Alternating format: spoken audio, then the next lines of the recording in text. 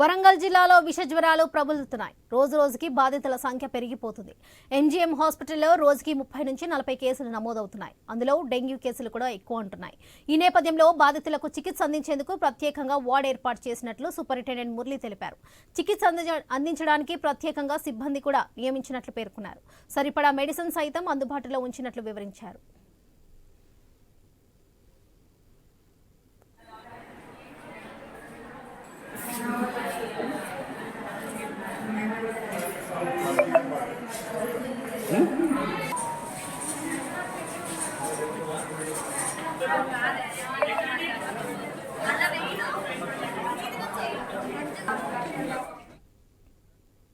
వరంగల్ జిల్లాలో విష జ్వరాలు ప్రబలుతున్నాయి. రోజు రోజుకి బాధితుల సంఖ్య పెరిగిపోతుంది. ఎంజీఎం హాస్పిటల్లో రోజుకి 30 నుంచి 40 కేసులు నమోదవుతున్నాయి. అందులో డెంగ్యూ కేసులు కూడా ఎక్కువగా ఉంటున్నాయి. ఈ నేపథ్యంలో బాధితులకు చికిత్స అందించేందుకు ప్రత్యేకంగా వార్డ్ ఏర్పాటు చేసినట్లు సూపరింటెండెంట్ మురళి తెలిపారు. చికిత్స అందించడానికి ప్రత్యేకంగా సిబ్బందిని కూడా నియమించినట్లు పేర్కొన్నారు. సరిపడా మెడిసిన్ సైతం అందుబాటులో ఉంచినట్లుగా వివరించారు.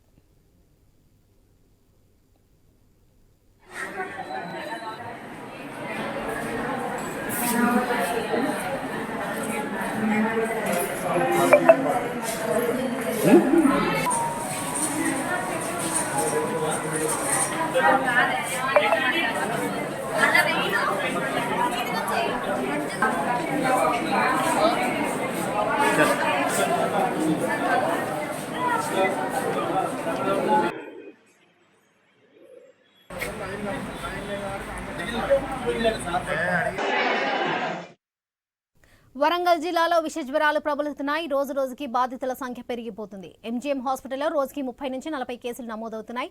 అందులో డెంగ్యూ కేసులు కూడా ఉంటున్నాయి. ఈ నేపథ్యంలో బాధితులకు చికిత్స అందించేందుకు ప్రత్యేక వార్డ్ ఏర్పాటు చేసినట్లుగా సూపరింటెండెంట్ మురళి తెలిపారు.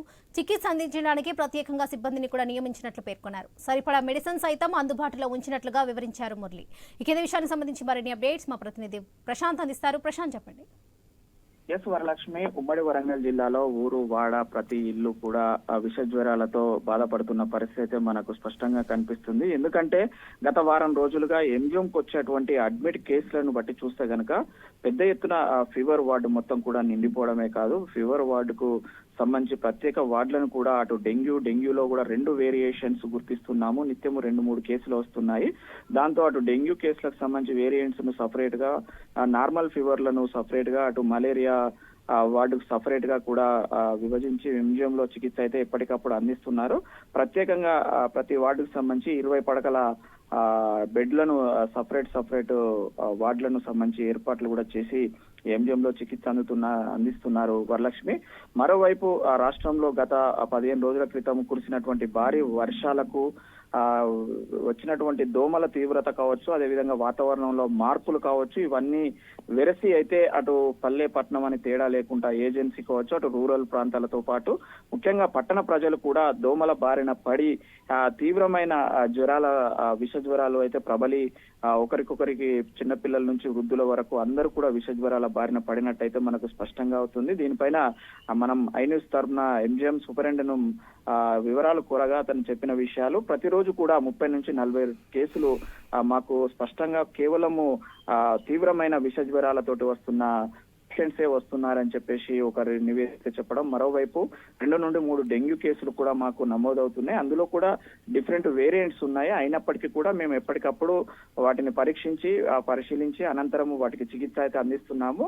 డెంగ్యూ అయినా, నార్మల్ ఫీవర్ అయినా, మలేరియా ఫీవర్స్ అయినా మనకు అన్ని రకాల చికిత్సలు అందుబాటులో ఉన్నాయి. వాటికి సంబంధించిన మెడిసిన్స్ ను, ఇంజెక్షన్స్ ను కూడా ఎప్పటికప్పుడు అందుబాటులో ఉంచి వాళ్లకు మెరుగైన చికిత్స అందించే ప్రయత్నం చేస్తున్నామని చెప్పేసి ఈ ఎంజిఎం సూపరింటెండెంట్ చెప్తున్నారు వరలక్ష్మి. అయితే చాలా మంది కూడా ఆ హాస్పిటల్ సందర్శించకుండా ఇంట్లో సొంత వైద్యం చేసుకుంటూ మరింత విష జ్వరాల బారిన పడుతున్న వారు కొందరైతే, మరికొంతమంది హాస్పిటల్ కు వెళ్లకుండా ఇక్కడనే తనుజాలిస్తున్న పరిస్థితి ఉంది. అయితే దాని మీద ఇప్పటికే రాష్ట్ర ప్రభుత్వం అవేర్నెస్ చేసి అప్రమత్తంగా ప్రజలను పిహెచ్సి కేంద్రాలు కావచ్చు, గ్రామాలలో ఉండేటువంటి ఏఎన్ఎంలను కూడా అప్రమత్తం చేయాలని చెప్పేసి ఇటు మిగతా ప్రజలైతే కోరుకుంటున్నారు. అయితే ప్రజలకు ఈ యొక్క విష జ్వరాల పైన పూర్తి స్థాయిలో అవగాహన కల్పించి వెంటనే త్వరితగతిన అందరినీ హాస్పిటల్ కు తీసుకెళ్లే ప్రయత్నాలు అయితే గ్రామాల నుంచి అటు పట్టణాల వరకు పిహెచ్సిలలో ఉన్నటువంటి సిబ్బంది కూడా చేస్తే తప్ప ఈ విష జ్వరాలు ఆగే పరిస్థితి వరలక్ష్మి.